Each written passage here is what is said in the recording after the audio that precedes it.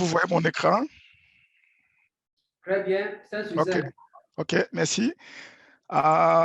Merci encore à tous et bienvenue à la conférence annuelle du IA Open Cyber Security. Je suis Alain Stéphane Kenyé, je suis architecte de sécurité et je suis le président de la compagnie G-Link Security. Je suis certifié CSSP, ISO 27001 et SIM. Je suis basé au Canada. J'interviens au Canada comme consultant dans plusieurs entreprises, à l'instar du ministère de la Justice et plusieurs banques. Aujourd'hui, je vais entretenir la communauté sur les enjeux de la gestion des risques dans une stratégie de cybersécurité. Et comme agenda, dans la présentation, on va parler des évolutions technologiques parce qu'on ne peut pas parler de cybersécurité sans parler des évolutions technologiques. On va définir c'est quoi la cybercriminalité. On va définir c'est quoi la cybersécurité. Excusez-moi, je ne sais pas, mais je pense que nous avons commencé un peu avant. C'était 13 heures, je pense que c'était 13h30. J'ai des personnes qui devaient se connecter. Mais bon, comme vous êtes déjà sur place, je vais continuer. Mais bon, moi, je pensais qu'on devait commencer à 8h30. On a commencé un peu plus tôt, 10 minutes avant. J'ai des personnes qui devaient se connecter sur le lien en ligne. Mais bon, je vais continuer. Je pense qu'ils vont prendre le fil plus tard. C'est correct? Allô? OK. Si vous me suivez toujours, je disais tantôt, dans le plan de la présentation, on va définir c'est quoi la cybersécurité. On va définir c'est quoi un risque informatique. Parce que lorsqu'on parle de cybersécurité, on parle des risques. Et le risque est général dans plusieurs secteurs d'activité. Nous avons des risques. Et nous allons parler des phases de gestion et d'analyse des risques. Nous allons parler des principes de traitement des risques parce qu'une fois qu'on a le risque, comment est-ce qu'on la traite? Comment est-ce qu'on traite le risque? Et c'est quoi les avantages de la gestion des risques dans une stratégie de sécurité, comme on le dit. Et sans plus tarder, je vais passer à la première partie de la présentation qui est les évolutions technologiques.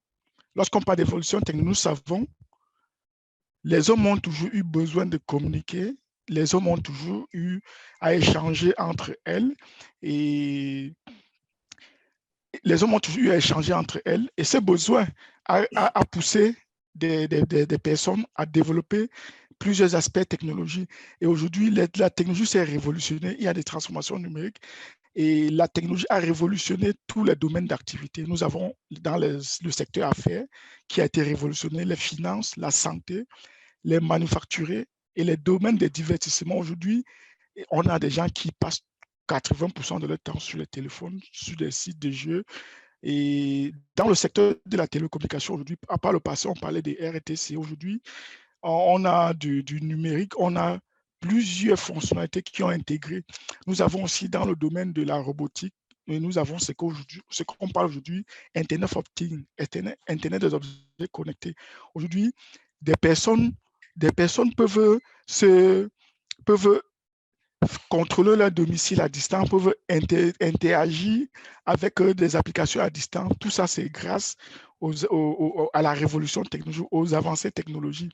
Nous avons toujours dans la partie évolution technologique l'aspect financier. Quand je parlais de l'impact de l'évolution technologique dans l'aspect financier, nous avons particulièrement plusieurs transactions aujourd'hui se font en ligne, surtout dans le domaine, dans les environnements comme l'Amérique du Nord, en l'Europe, le Canada, qui pratiquement sans plus jamais toucher un billet, parce que tout se passe en ligne, les paiements en ligne, tout ce qui est vente en ligne, donc tout est transformé, donc la technologie a pris le dessus. Voici un schéma qui illustre cet aspect de l'évolution technologique. Dans le passé, vous voyez l'image 1, on avait l'argent qui se trouvait dans les coffres forts. l'argent qui était protégé physiquement. Mais aujourd'hui, on se rend compte que tout est passé à l'échelle numérique. À l'échelle numérique, on a des centres de données, on a des data centers qui hébergent énormément de données. L'évolution technologique, bien qu'elle a révolutionné le monde entier, n'a pas qu'apporté des effets positifs.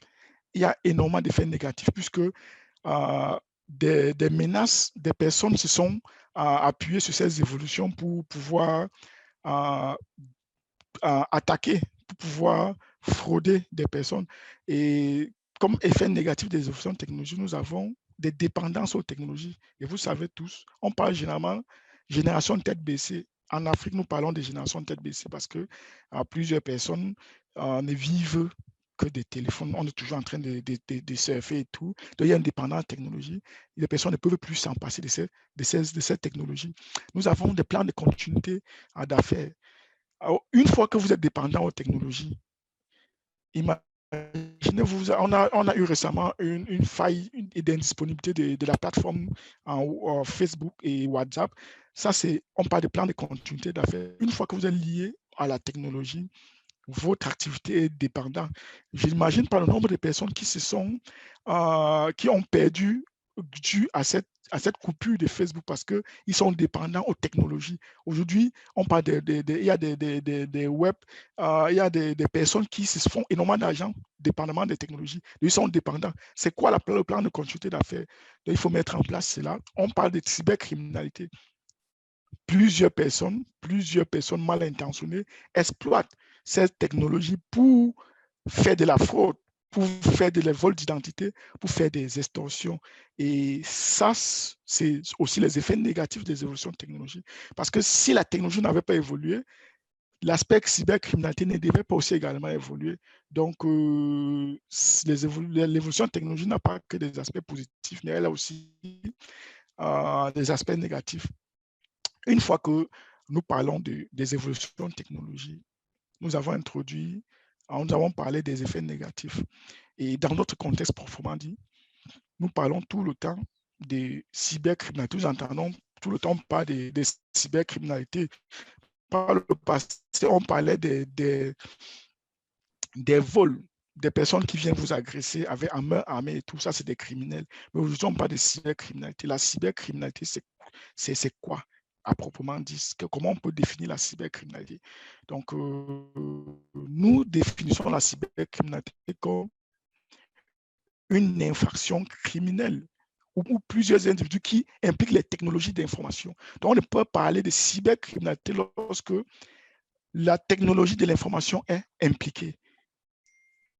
Ça veut dire que c'est de la criminalité évoluée, c'est la criminalité qui a pris naissance avec l'évolution technologique. Et quand on parle de cybercriminalité, nous parlons de vol d'identité. Aujourd'hui, dans certains pays développés, il y a des personnes qui vivent avec les identités des personnes d'autres, la double identité, donc des personnes qui se passent pour certaines autres.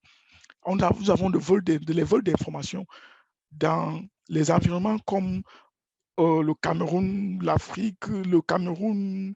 Nous avons un rapport qui a été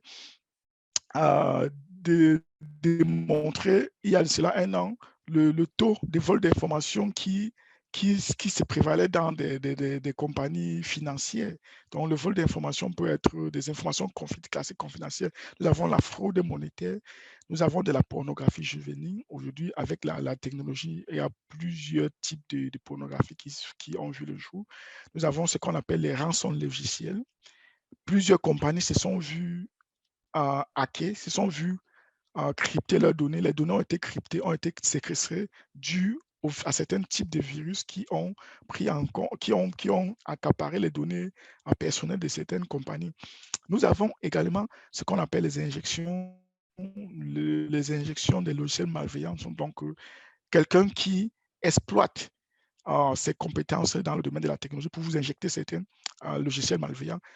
Et c'est ça aussi les inconvénients de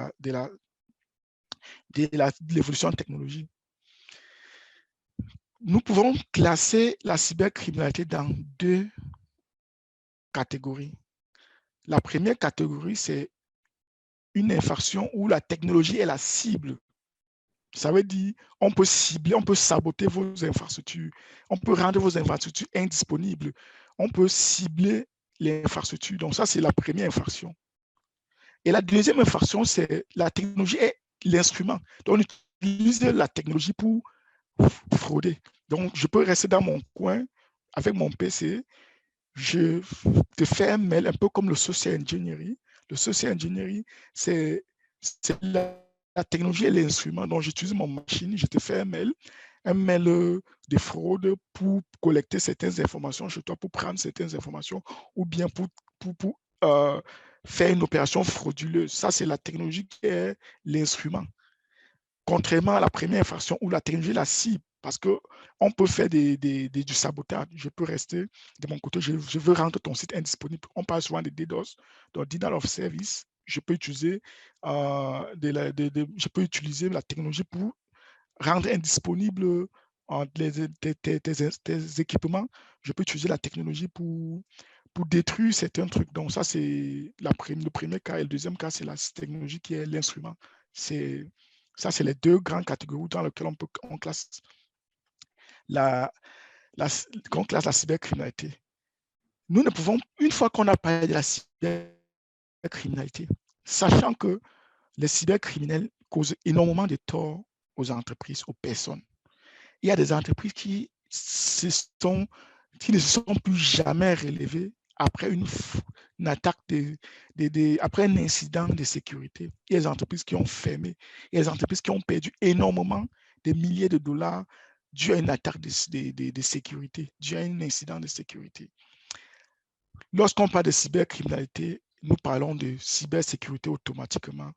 Aujourd'hui, nous sommes au mois de la cybersécurité. Nous parlons de cybersécurité dans tous les pays du monde entier. Nous parlons de cybersécurité. Et pourquoi la cybersécurité? La cybersécurité, c'est quoi? Nous définissons la cybersécurité comme un ensemble de lois, de politiques, des dispositifs de sécurité, des bonnes pratiques, des méthodes de gestion des risques, des formations, des sensibilisations pour protéger les personnes. Parce que lorsqu'on parle de cybercriminalité, la cybercriminalité peut aller jusqu'à l'atteinte aux vies. Quand on parle de protection des personnes, protection des actifs informationnels et le matériel informatique contre les attaques et les intrusions. Donc, la cybersécurité, c'est un ensemble d'éléments. C'est une stratégie. Ne voyez pas la cybersécurité comme installer un firewall, non. La cybersécurité, comme on le définit, c'est un bloc. C'est un ensemble. Les lois, les formations, les sensibilisations, les installations, donc ça touche tout ce qui est sécurité opérationnelle, sécurité physique, sécurité de la gouvernance, tout ça entre dans le palier de la cybersécurité. C'est quoi le but et les objectifs de la cybersécurité? La cybersécurité, premièrement, comme on l'a dit, son but, c'est de protéger des personnes. La cybersécurité a pour objectif premier également de protéger contre, d'assurer la confidentialité, puisque lorsque vous traitez avec quelqu'un, lorsque vos données personnelles sont ouvertes, vos données secrètes ne restent pas confidentielles, c'est dangereux. Prenez le cas je veux prendre le cas peut-être de certains laboratoires. Moi, je travaille dans certains projets ici où on a des laboratoires qui se sont fait hacker. Ça veut dire qu'il y a des informations personnelles privées des personnes qui étaient des résultats d'examen dans ces laboratoires. Et une fois qu'un hacker détient ça, il peut te faire du chantage parce qu'il y a des maladies que tu ne veux pas que des personnes sachent. Je prends également, j'ai une compagnie avec laquelle je travaille ici. C'est un centre c'est un centre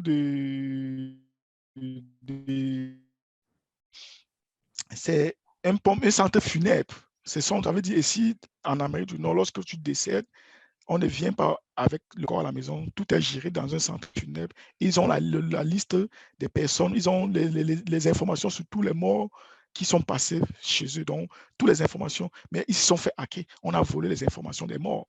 Moi, je me suis posé la question, mais qu'est-ce qui se passe? Comment le hacker peut s'attaquer aux informations des morts? Mais lorsque on fait une analyse en arrière, on se rend compte que ces informations sont volées et des personnes utilisent l'identité de ces morts parce qu'un mort ne peut jamais réclamer son identité.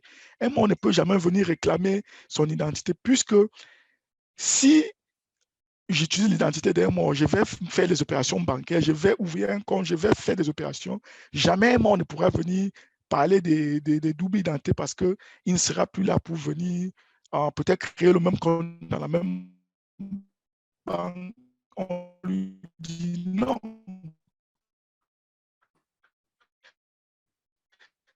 Ces comptes existent déjà avec une autre ancienne, les deux doivent être confidentiels. Quand on parle de cybersécurité, on parle de protection contre l'intégrité. Alors, est-ce que vous me suivez bien? C'est correct?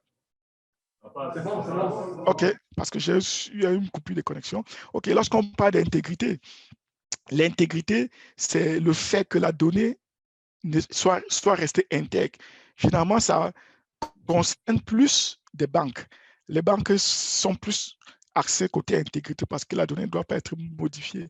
Et on parle de disponibilité aussi. Donc, la disponibilité doit être prise en considération, puisque si vous avez une application bancaire, si vous avez un site web qui est utilisé par vos clients et qu'à un moment, ce site est indisponible, là, vous perdez énormément d'argent. Et une des cibles des hackers peut être orientée vers la disponibilité. Donc, on rend votre site indisponible pour vous faire perdre de l'argent. Une fois que nous avons compris c'est quoi le but de la cybersécurité, qui est de protéger contre la confidentialité, contre l'intégrité et contre la disponibilité. Et nous parlons plus haut des risques inhérents et des risques résiduels. Donc, c'est de pouvoir mettre en place des mesures pour réduire les risques aux risques acceptables, aux risques résiduels. Le risque résiduel, c'est un risque qui vient après que les mesures ont été mises en place. Nous allons aller directement sur le sujet d'aujourd'hui qui parle du risque. C'est quoi le risque? Nous définissons le risque comme une probabilité qu'un événement indésirable se produise. C'est ça. Le risque, c'est une probabilité qu'un élément indésirable se produise. On ne s'attend jamais au risque. Et dans le domaine informatique, nous disons le risque, c'est la probabilité qu'une menace exploite une vulnérabilité sur un actif d'une entreprise. Nous parlons du risque informatique. Nous avons aussi les risques de conformité, toujours dans le domaine de la sécurité. Les conformités. Vous pouvez ne pas respecter une loi, vous êtes frappé parce que vous n'avez pas respecté la loi sur peut-être la cybersécurité. Mais nous parlons ici d'un des risques informatiques qui exploitent des vulnérabilités sur des actifs bien précis. Et c'est quoi la gestion des risques? C'est quoi l'analyse des risques? Nous définissons la gestion des risques comme une approche adoptée par une collectivité ou un organisme visant à réduire les risques. Donc, la gestion des risques est différente de l'analyse des risques. La gestion des risques, c'est une approche qui est adoptée par une collectivité pour réduire les risques. Donc, c'est sur la vision de l'entreprise. C'est l'organisme qui met en plan son processus de gestion des risques. Maintenant, nous avons la partie analyse des risques. L'analyse des risques est faite par des experts, est faite par des professionnels. L'analyse des risques, c'est le processus qui comprend l'évaluation des menaces, l'évaluation des vulnérabilités, l'identification des actifs et la mise en place de la fusion de ces trois.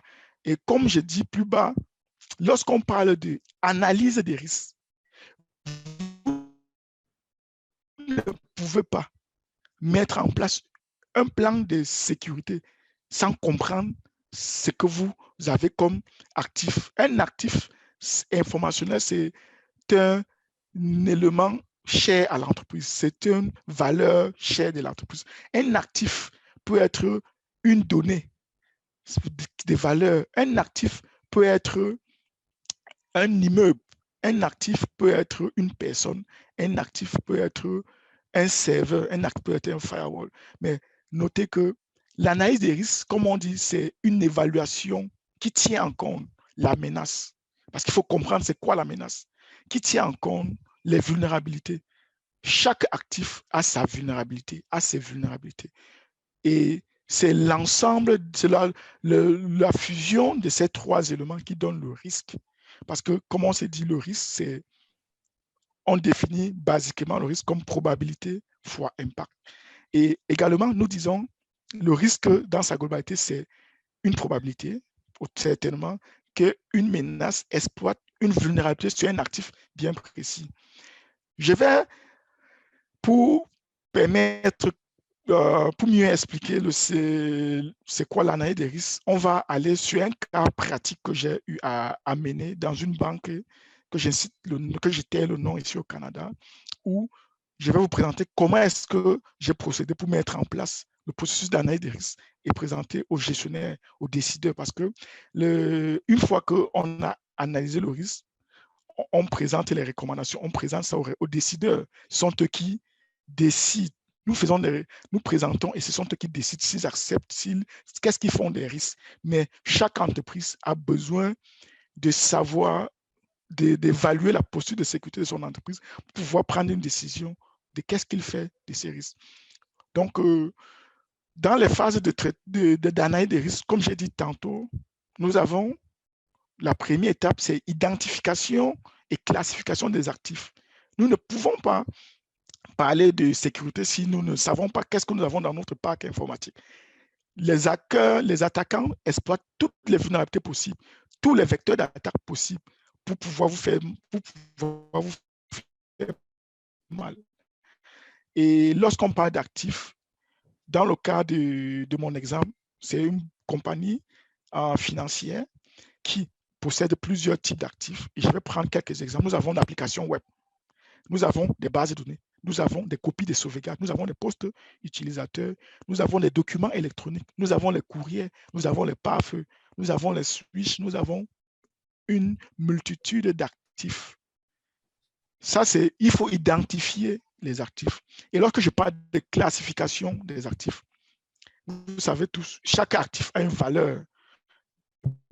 Pour classifier ces actifs, il y a plusieurs méthodes de classification. Et l'une des méthodes que j'aime le plus, que j'utilise le plus, c'est la classification en fonction du facteur clé de la sécurité, qui est le CIA, Confidentiality, Integrity and Availability, confidentialité, intégrité et disponibilité. Donc, je vais prendre un exemple, le premier actif de la compagnie, qui était l'application web. En termes de confidentialité, nous mettons en faible parce que l'application web en elle-même n'avait aucune donnée confidentielle. On n'a pas les données sensibles, confidentielles qui passent là-dedans. Mais en termes d'intégrité, bien que les données ne sont pas confidentielles, mais nous voulons que lorsqu'un utilisateur saisit une valeur, que la valeur là reste intacte, que la valeur n'ait pas été modifiée. Donc, en termes d'intégrité, nous le mettons à élever. En termes de disponibilité aussi, cet actif doit être disponible parce que plusieurs clients, tous nos clients utilisent cette application web pour faire des transactions. Donc, la disponibilité a une valeur élevée. Et en fin de compte, nous mettons une valeur, la valeur de l'actif est 7. Donc, moi, je mets une valeur aléatoire. Donc, nous, chacun peut décider en fonction de ces trois cycles. Je sais que le résultat de l'année des trois faibles et élevé me donne 7. Je vais parler des bases de données clients. Nous savons tous c'est quoi une base de données. Les bases de données clients peuvent posséder énormément d'informations personnelles au client, des informations clés, critiques, dont la confidentialité doit être prise en compte. Donc, la confidentialité au niveau des données qui se trouvent dans la base de données est élevée. En termes d'intégrité, lorsque vous saisissez les informations bancaires, lorsque vous faites une opération bancaire, les données sont sauvegardées dans une base de données. Donc, l'intégrité doit être aussi élevée parce que s'il arrive que la menace vise à modifier les données qui sont dans les bases de données, automatiquement, on a une grosse faille de sécurité. Si vous avez 100 000 francs CFA dans votre compte et que vous parvenez à générer une attaque, modifier les 100 000 là à 10 millions, à mettre seulement 3 zéros derrière, imaginez-vous ce que ça fait. Donc ça, c'est la portion intégrité et disponibilité de la base de données. Toutes les applications aujourd'hui, toutes les applications aux 3 tiers aujourd'hui communiquent avec les bases de données automatiquement. 98% des sites web aujourd'hui sont connectés avec les bases de données en arrière-plan. Donc, la base de données, tant que la base de données est indisponible, automatiquement, le site web est indisponible. Donc, la disponibilité est élevée. Donc, ça, c'est un exemple de comment est-ce qu'on identifie les actifs, comment est-ce qu'on fait de la classification. Vous voyez, la valeur de cet actif qui est base de données est 9. Donc, ça, c'est la valeur la plus élevée chez moi. Une fois que nous avons identifié nos différents actifs et classifiés, comme on l'a fait là, nous avons La prochaine étape, c'est d'identifier les menaces. Il faut identifier les menaces et analyser ces menaces. Parce que chaque actif a ses menaces particulières. Un actif X peut avoir une menace Y que l'actif Z n'a pas. Donc, il faut identifier indépendamment de chaque actif sa menace, ses menaces. Donc, aussi comme exemple, au niveau de l'actif qui était l'application web, une des menaces au niveau des applications web, c'est ce qu'on appelle les injections SQL. Ça veut dire, à partir de votre application web, un attaquant, un hacker, un pirate peut exploiter une lacune pour faire de l'injection. Donc, il injecte du contenu à partir de votre application web. Si vous n'avez pas fait de vérification, et aussi, côté application web, toujours, nous avons ce qu'on appelle le cross-script site, qui est toujours de l'injection du contenu. Donc, et si la cible, c'est les utilisateurs, vous pouvez avoir un site web qui est mal développé, qui n'a pas été subi au processus de scan de vulnérabilité. Un attaquant utilise votre site web pour injecter du contenu malveillant, des logiciels malveillants aux utilisateurs de votre site web, aux personnes qui viennent travailler sur votre site web, aux personnes qui viennent se connecter pour travailler. Donc, des contenus sont injectés via votre site web. Nous avons au côté base de données. Comme on parlait des bases de données tantôt, au niveau des bases de données, vos données sont dans des bases de données. Si les contrôles d'accès ne sont pas bien définis, si le cryptage des données n'est pas fait aux données, un attaquant qui parvient à avoir accès à cette base de données a accès direct en clé à toutes les données. Donc, parfois, ça, c'est une menace. Donc, l'accès non autorisé, c'est une menace. Le manque d'encryption, le fait que les données qui sont dans les bases de données ne sont pas encryptées, c'est une menace pour la base de données. Nous avons également des virus pour les ordinateurs. Si vous ne disposez pas, ou bien vous avez des antivirus qui ne sont pas à jour, c'est une faille, c'est une menace, c'est un virus, c'est une menace qui peut exploiter cela. Donc ça, c'est un peu les différentes menaces. Et lorsqu'on parle de menaces, on parle de vecteurs d'attaque. Les vecteurs d'attaque, c'est le moyen par lequel un attaquant, un pirate utilise pour se connecter à votre actif qui est vulnérable. Et si cet actif est un actif critique pour vous, ça pose des problèmes. Nous, ayant identifié les différentes menaces qui sont les vecteurs d'attaque, nous allons directement aller à la partie identification des vulnérabilités. Nous avons identifié les menaces. Il est question pour nous d'identifier les failles, les lacunes au niveau des actifs. En termes de vulnérabilités, côté application web, je vous ai parlé tout à l'heure d'injection. Lorsqu'on parle d'injection, ça veut dire qu'il y a eu le manque de validation d'entrée. J'ai des sites web où on vous dit entrez votre nom. Votre nom. Dans le formulaire, vous pouvez mettre 1, 2, 3, 4, 5. Vous validez entrer.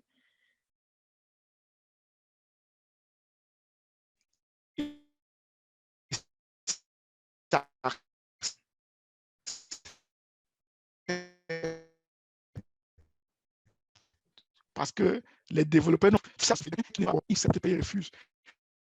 Parfois, tu peux mettre des caractères autres, ça crée même un bug, ça plane. Donc, comme vulnérabilité, on a le manque de validation d'entrée. Comme vulnérabilité, nous avons le nombre d'encryption. Comme vulnérabilité, nous avons le manque de haute disponibilité. Si c'est des firewalls, comme on parlait de firewall, si vous avez un seul firewall dans un site et que c'est un site critique, s'il arrive que le firewall tombe en panne, s'il arrive que l'alimentation, le bloc d'alimentation tombe en panne, tout le service est impacté, est indisponible dû au fait que vous n'avez pas pensé à la redondance. Donc ça, c'est des vulnérabilités. Le fait de ne pas penser à la haute disponibilité, c'est les vulnérabilités. Le fait de ne pas avoir des politiques de sauvegarde bien définies, ce sont des vulnérabilités. Le fait de ne pas avoir un antivirus à jour, c'est des vulnérabilités. Le fait de ne pas faire des scans de vulnérabilité sur des systèmes critiques, ça sont des lacunes. Parce qu'on parle, quand on parle de vulnérabilité, on parle de faiblesses qui ne sont pas mises en place. Donc ça, c'est ça l'identification de vulnérabilité. Et chaque vulnérabilité est identifiée en fonction de l'actif. Vous avez besoin de faire ça. Donc l'analyse des risques, c'est toute une science. C'est tout un temps de travail qu'il faut mettre pour comprendre exactement l'environnement de travail. Qu'est-ce que je dois faire? Une fois que nous avons identifié les actifs, identifié les menaces, identifié les vulnérabilités, nous allons passer au risque. Et pour illustrer le risque, je vais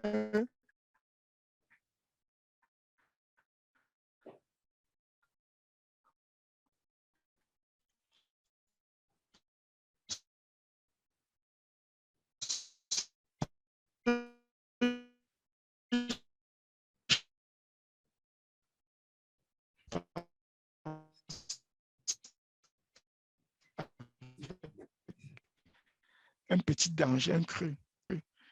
Vous allez constater la longueur du creux est tellement la probabilité. Dans le premier schéma, la probabilité que le bonhomme tombe dans ce trou est presque certain. Et l'impact est presque nul parce que la profondeur du creux est tellement petite. Donc ici, notre risque, ici, on va dire que le risque est mineur, le risque est peut-être négligeable. Dans le deuxième cas, nous avons la longueur est tellement petite, donc la probabilité est faible et la profondeur est aussi petite, donc l'impact, la profondeur représente l'impact et la longueur représente la probabilité. Donc nous constatons dans le deuxième cas aussi que le risque est toujours mineur, on peut négliger ce risque. Dans le troisième cas, constatez avec moi, la longueur est petite, donc la probabilité est faible, et la profondeur qui représente l'impact est tellement élevée. Donc, s'il arrive, on sait tous qu'il peut facilement sauter, il traverse, mais s'il arrive qu'il tombe dans ce creux, c'est très grave. Il risque même la mort parce que vous voyez le piquant. Donc, c'est ça. Dans le quatrième cas, dans le quatrième cas, nous avons la profondeur est grande et la longueur également. Donc, le risque ici est presque certain parce que la probabilité qu'il tombe, il ne peut pas sauter. C'est une longueur de plus de 4 mètres. Il ne peut jamais traverser 4 mètres en faisant le bond. Et la profondeur aussi est élevée avec les piquants. Donc, ici, le risque est tellement élevé. Donc, je reviens directement à comment est-ce qu'on évalue ces risques. Donc, le risque, comme je disais tantôt, c'est défini comme probabilité fois impact. J'ai un tableau ici, comme toujours dans mon exemple que j'ai pris dans le cadre de mon projet avec la banque, qui illustre c'est quoi les niveaux, les différentes valeurs des risques que j'ai. J'ai au niveau probabilité,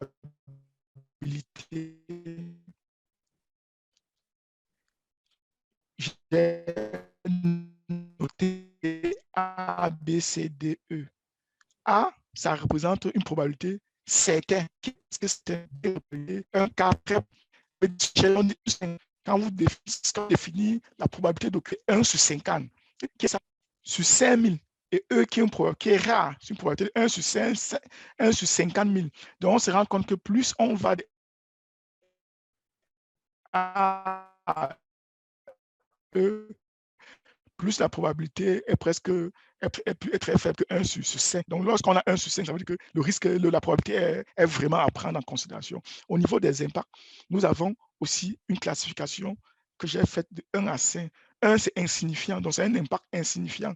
Donc, si je veux revenir à mon schéma plus haut, je vais dire ici, dans mon premier cas, la probabilité ici, c'est, dans mon premier cas, je vais dire la probabilité ici, c'est insignifiant. Le risque, l'impact ici, c'est 1 sur. C'est l'impact ici, c'est l'impact ici aussi également insignifiant. Si on veut revenir au schéma, donc l'impact est insignifiant.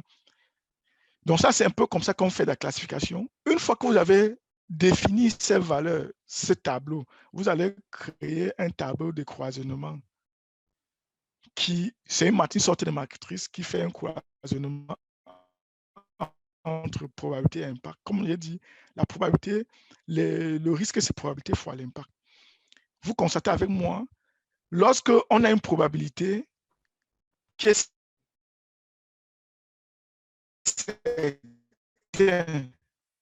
A qui croisonne, lorsqu'on a une probabilité, désolé, qui est certain, qui croisonne avec un risque qui a une valeur 5, un risque qui a une valeur 5, qui est critique. Parce que dans la valeur 5, le risque pour moi ici, c'est une valeur qui est catastrophique. Donc, lorsqu'on parle d'une valeur catastrophique, ça veut dire que s'il arrive que la vulnérabilité est exploitée sur l'actif, ça peut même générer mort d'homme. Je vais prendre le cas, peut-être, je faisais un projet au ministère de la Justice. Imaginez-vous au ministère de la Justice, il y a des criminels, des personnes qui sont condamnées à 20 ans de prison, peut-être prison à vie. Il y a des données tellement sensibles là-dedans que s'il arrive qu'un criminel parvient à mettre la main dessus, il peut faire un chantage fatal. Il peut même, il y a des témoins, on parle de la protection des témoins.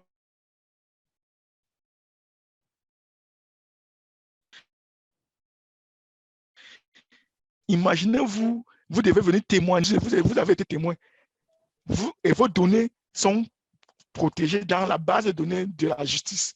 Imaginez-vous un instant qu'un hacker qui a été financé par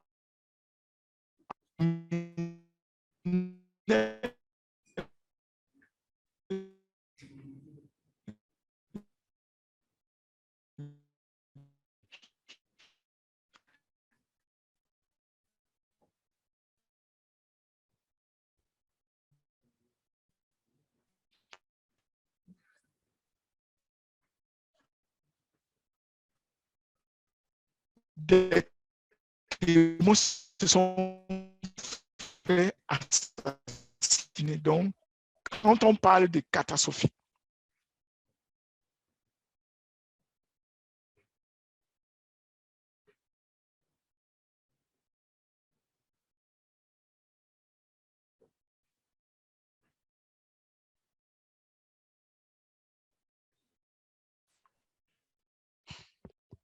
allô? Allô? Oui. Ok, désolé, on s'est coupé là, je sais pas, je s'est coupé. Désolé, c'est aussi les aléas du remote, de la présentation remote. Désolé, j'ai pas pu être présent parce que j'ai des projets qui m'ont retenu ici. Et donc, comme je disais tantôt, est-ce qu'on est toujours, vous voyez toujours la présentation, mon écran? Oui. Ok, désolé, je vais aller un peu plus vite. Donc, je parlais tantôt de la masse des calculs des risques. Donc, lorsqu'on a ici, vous voyez, par défaut, tout ce qui, lorsqu'on a une probabilité qui est certaine avec un risque, avec un impact qui est élevé ou très élevé, ça crée directement des risques critiques. Et nous avons des risques critiques, nous avons moyen, basse et nous avons moyen, basse. Donc, tout dépendamment des entreprises, on peut, pardon, le processus de gestion des risques peut décider par où commencer. Qu'est-ce qu'on prend en considération en premier? Donc, vous êtes sans ignorer automatiquement. Lorsqu'on voit un risque critique, il faut mettre en place des mesures. Et je reviens toujours dans mon cadre d'explication pour que vous voyez exactement comment on le fait. Dans le cas de mon mandat, vous voyez tantôt que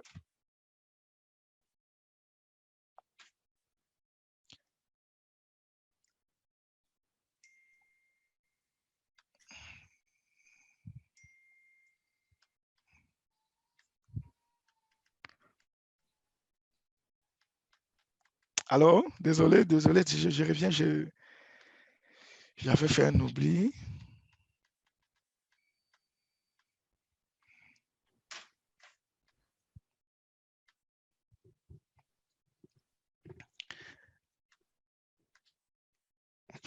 Alors, désolé du petit arrêt.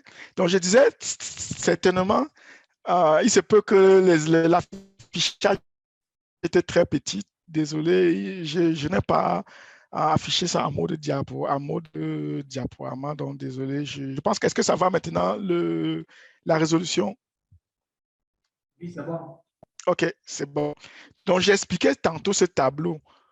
Toute entreprise qui se veut sérieux doit avoir un tableau pareil qui identifie les différents risques liés aux actifs. Et dans chaque case, vous mettez les différents actifs et leurs risques à l'intérieur, puisque c'est la résultante de ceci qui donne le risque. Moi, dans mon mandat, comme je disais, autant pour moi,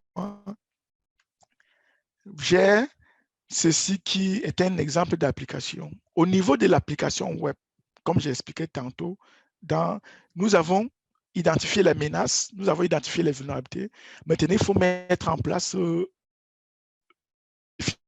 le risque. La probabilité pour moi, c'est C et l'impact est à 4. Et si on rentre en arrière, la probabilité C, ça représentait quoi? C représentait une probabilité, c'était probable. Ça veut dire c'est un élément, c'est probable. Et ça, c'est C qui représente probable. Et nous avons au niveau de l'impact, on a mis 4 qui est majeur. Ça veut dire l'impact est majeur. L'impact, c'est que une menace exploite une vulnérabilité.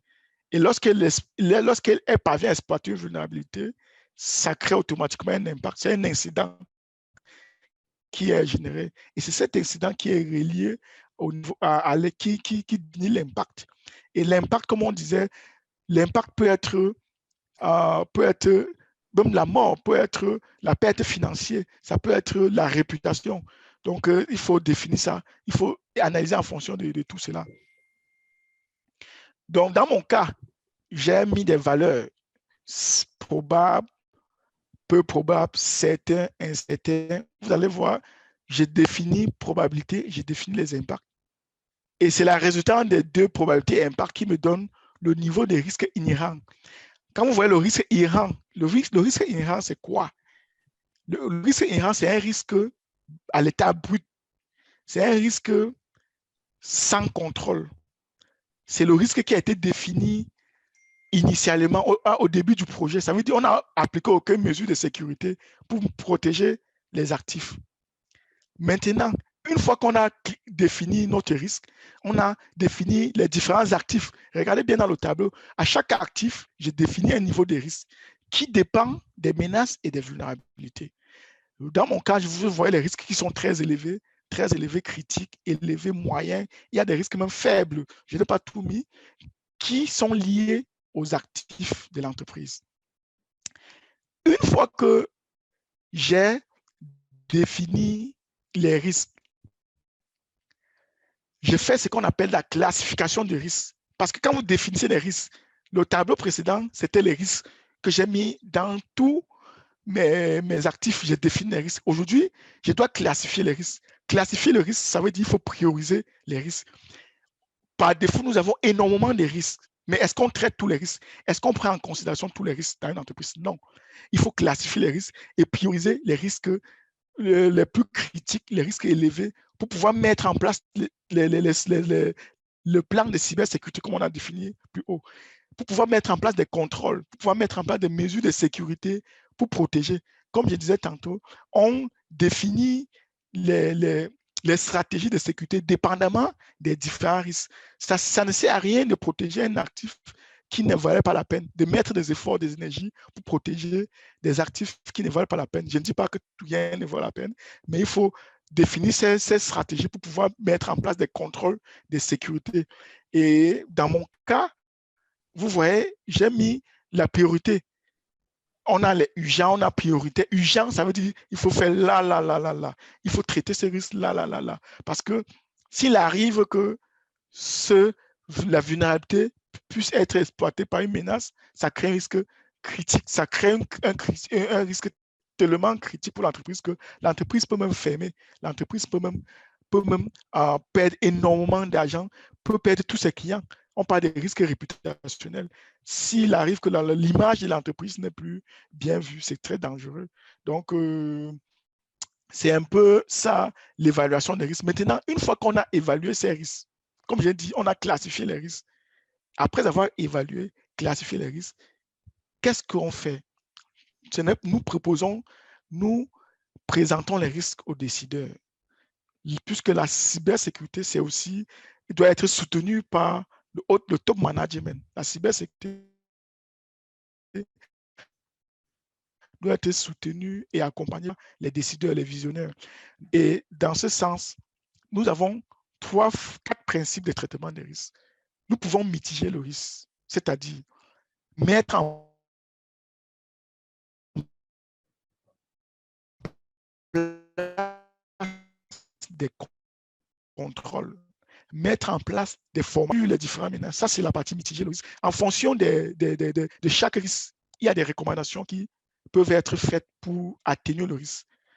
Nous avons la partie, ça c'est la première façon de traiter le risque. La deuxième façon, c'est de transférer le risque. Il y a des compagnies qui se disent, non, ce risque est tellement élevé pour moi, je ne peux pas gérer ça. Je transfère. Il y a les compagnies d'assurance aujourd'hui qui prennent en charge ces risques.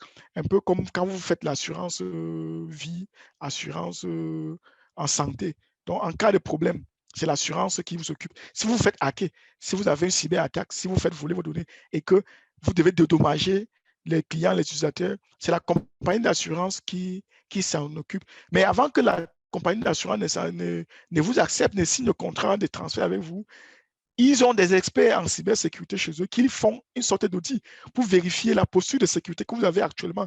Si vous n'avez aucun contrôle qui a été mis en place, vous n'avez rien, c'est votre frais d'assurance doit être tellement élevé. Donc, c'est un peu ça. On a ce qu'on appelle accepter le risque. La compagnie peut dire que, OK, ça, c'est un risque, les risques mineurs, moyens, on accepte. On vit avec, puisqu'on n'a pas assez de moyens pour protéger, pour contrôler tout ça. On accepte le risque. Donc, on vit avec ces risques. On a ce qu'on dit, la compagnie peut aussi décider d'annuler le risque. Ça veut dire, annuler le risque, ça veut dire, je décide de ne pas prendre ces risques. Si on vous dit, mettre en place, si on vous dit, si installer telle application dans telle base de données peut générer tel impact. L'entreprise peut dire non, on préfère ne pas prendre en compte, on préfère vivre avec ça, on préfère ne pas installer. Donc, on ne prend pas en compte le risque. On annule le risque. Ça veut dire, si le risque était dû au fait que vous éteignez, ou bien je vais prendre quel cas, un exemple d'annuler le risque. Ça veut dire, le fait d'avoir peut-être un site web pour la compagnie peut générer peut être exploité par les hackers pour avoir accès à certaines données internes. La compagnie peut décider de ne pas avoir les sites web, que non, je n'ai pas moi de site web parce qu'il sait que le fait d'avoir un site web qui interface avec l'extérieur peut permettre aux hackers d'accéder à certaines données internes. Il préfère, lui, ne pas avoir de site web. Mais est-ce que ça vaut la peine de fonctionner ainsi? Donc, à chaque décideur, à chaque compagnie de mettre en place ces solutions. Et pour finir, je vais dire en résumé que la gestion des risques, c'est un processus qui permet à une entreprise, à une organisation d'évaluer la posture de sécurité et de mettre en place des contrôles prioritaires. Et ces contrôles doivent être mis selon les best pratiques, selon les recommandations et les normes de sécurité et standards. Nous avons le NIST, nous avons ISO 27001, nous avons le PCI-DSS qui sont des normes internationaux pour accompagner des experts dans le domaine de la cybersécurité à mettre en place des stratégies de cybersécurité. C'est tout. C'est rendu au terme de la présentation. Je vous remercie de votre présence et nous passons aux questions. Je suis disponible à répondre aux questions. Merci.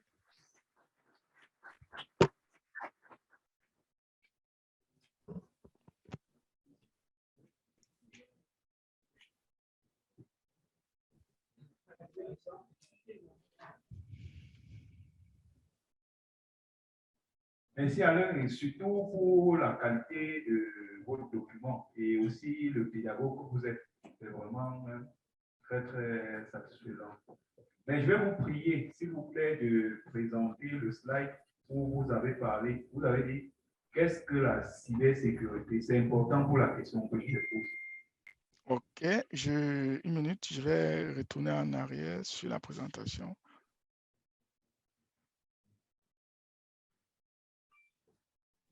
Vous allez comprendre pourquoi, parce qu'avant vous, on a un tout petit peu échangé sur ce sujet. Et maintenant, on sollicite bénéficier de votre modeste expérience pour avoir davantage de avec quoi on va rentrer ce soir. C'est pas un sujet, d'accord, je reviens sur la slide. Qu'est-ce que la cybersécurité, c'est ça? Est-ce que vous voyez mon écran? Non? C'est bon? Vous ne voyez pas l'écran? Non? OK, une minute, OK, c'était arrêté.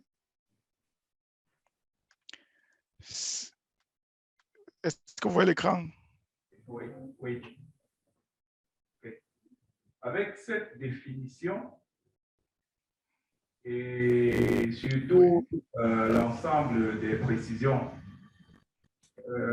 des cas, surtout avec ce que vous avez donné comme exemple utilisé dans le cadre professionnel, je voudrais savoir si avec cette définition, on peut, par analogie, dire que pour être expert en cybersécurité, on n'a pas besoin d'être, entre guillemets, informaticien.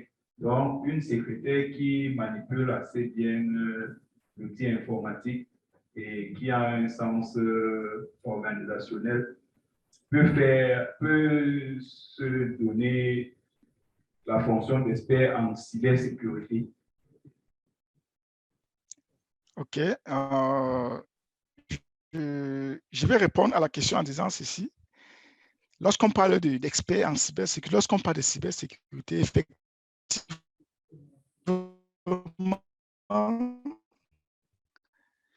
il y a des personnes qui n'ont pas de background dans le domaine de l'informatique académique, mais qui sont experts en cybersécurité. Un ensemble, les lois, il y a des personnes qui sont orientées gouvernants de la cybersécurité. Ça veut dire qui sont sur la partie gouvernance, sur la partie loi.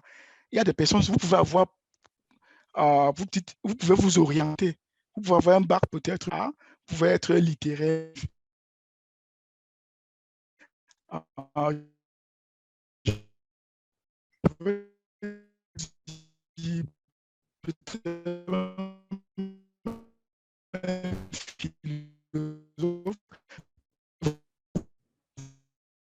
Vous décidez, vous prenez des cours de personnes en place stratégie peut être dans un domaine bien précis de la cybersécurité. Je vais prendre le cas. Moi, par contre, moi particulièrement, je viens d'un environnement de sécurité opérationnelle, puisque j'ai dit tantôt, je suis CCNP, je suis CCI en writing, donc donc j'ai fait de la sécurité opérationnelle. Je suis certifié FortiGate NSE 7. Je suis Palo Alto également. Donc, j'ai installé plusieurs firewalls à l'époque. Mais où je travaille actuellement, dans mes mandats, je travaille avec des personnes qui n'ont jamais fait de l'informatique comme métier de base, qui n'ont jamais installé un firewall, mais qui vous disent comment est-ce qu'on peut installer, qu'est-ce qu'il faut mettre en place pour protéger les données, peut-être au travers d'un firewall, mais ils n'ont pas de background en informatique nécessairement. C'est des personnes qui ont fait le droit, c'est des personnes qui ont fait en littérature ici, c'est des personnes qui ont fait économie. Donc, l'expert en cybersécurité, c'est la personne qui est orientée dans un domaine de la cybersécurité et qui maîtrise le domaine, comme je dis. Est-ce que c'est bon?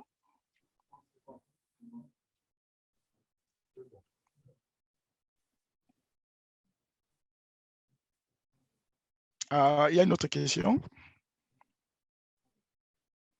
Oui.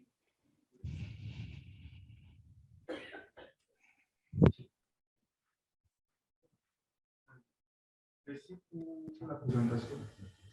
Bon, j'aimerais savoir si je suis amené à être appelé dans une entreprise en fait du faire cette analyse. Est-ce que le simple fait d'agir sur le cycle CID me permet de dire que j'ai minimisé les risques? On a une banque lambda et au niveau de la confidentialité, j'ai déjà assuré que je donne une bonne authentification, que je donne des accès conformes à mes clients. Au niveau de l'intégrité, je fais un beau chiffrement, il y a l'intégrité, je mets un beau plan de l'office, le service au cas où. Donc, est-ce que je peux leur rassurer de ce que j'ai minimisé les risques pour l'impact de leur structure? Je ne sais pas, désolé, je n'ai pas très bien suivi la question. Il y a eu des coupures là. C'est quoi la question? Est-ce que tu peux reprendre la question? Désolé, tu sais, le fait que on est à distance, il y a des coupures. Donc C'est bon. Oui, est-ce que tu peux reposer la question, s'il te plaît? Oui, je disais tantôt que est-ce que le simple fait que je puisse agir sur le cible CID me permet de garantir à une certaine structure que j'ai minimisé le risque chez eux? Donc, si à la confidentialité, je donne une bonne authentification, je donne une bonne authentification, à l'intégrité, il faut bien la donner. Et la disponibilité, je mets un bon plan de reprise de service. Est-ce que je peux leur garantir que la boîte est minimisée? OK, merci pour la question. Vous savez tous, quand on parle de sécurité, on a toujours parlé de cycle CIA, confidentialité, intégrité et disponibilité. On ne saura parler de sécurité sans parler de ces trois cycles. Maintenant, lorsque j'ai présenté le tableau en faisant allusion à l'identification des actifs, il était question pour moi, si à un moment donné, je peux définir les valeurs des actifs en se basant sur ces trois sigles, je peux prétendre mieux comprendre un actif. Parce que, je m'explique, lorsque on parle de sécurité, si vous êtes recruté comme consultant, vous êtes la personne qui doit s'occuper d'analyser les risques. Les cibles principales, c'est la disponibilité. Est-ce que cet actif, quand vous posez la question, puisque le consultant, c'est des questions, vous posez à l'utilisateur, puisqu'il y a les propriétaires des accès à des propriétés. Donc, détenteur, est-ce que s'il arrive qu'elle n'est pas disponible, c'est quoi l'impact que ça a sur l'entreprise?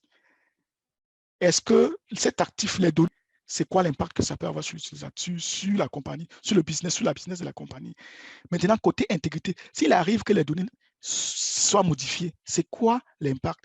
Donc, lorsque vous pouvez définir ces trois valeurs, si l'utilisateur, le propriétaire de données, parce que c'est le propriétaire de données qui est la personne la mieux indiquée pour vous expliquer la valeur de ces actifs.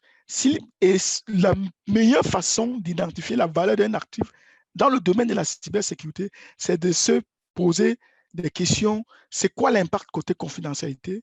C'est quoi l'impact côté disponibilité? C'est quoi l'impact côté intégrité? Lorsque vous parvenez à définir des valeurs qui sont cadrées sur ces trois notions, vous pouvez donner une cote de valeur à vos actifs. Maintenant, dit que vous garantissez que le risque est bien traité. Une fois que vous avez défini les valeurs, vous définifiez les menaces. Quelles sont les menaces qui peuvent impacter la confidentialité? Aujourd'hui, vous avez le phénomène de multifactor authentication. Donc, la plupart des sites web, des compagnies, vous demandez une deuxième authentification. Vous mettez votre mot de passe et le login, ça ne suffit plus. On vous demande souvent, on vous envoie souvent un passcode via le téléphone, soit par email, pour valider la deuxième authentification. Ça, c'est des mesures de sécurité qui sont mises en place pour contrecarrer les vols des accès. Parce que par le passé, c'était facile pour un attaquant d'imaginer le mot de passe avec ce qu'on appelle les brute force ou le dictionary attack. Il peut essayer plusieurs fois les mots de passe et par chance, puisque les utilisateurs ne sont pas formés sur les best pratiques de mise en place des mots de passe, ils peuvent facilement accéder.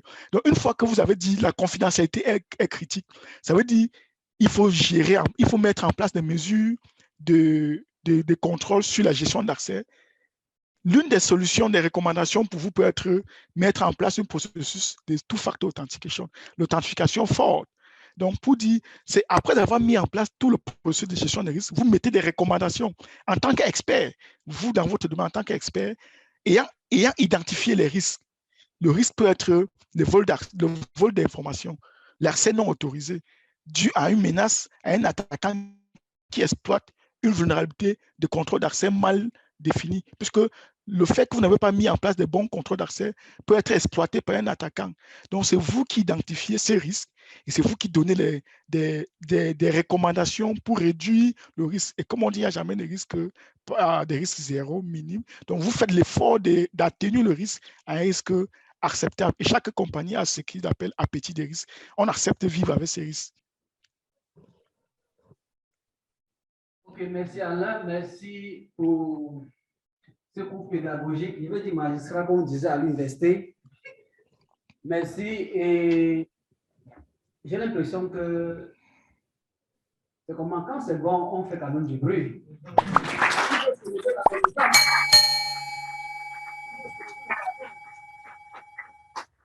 Merci Alain, à bientôt. Merci. Merci à vous. La prochaine fois, ce sera à présentiel ici avec nous. Je l'espère aussi, je l'espère bien.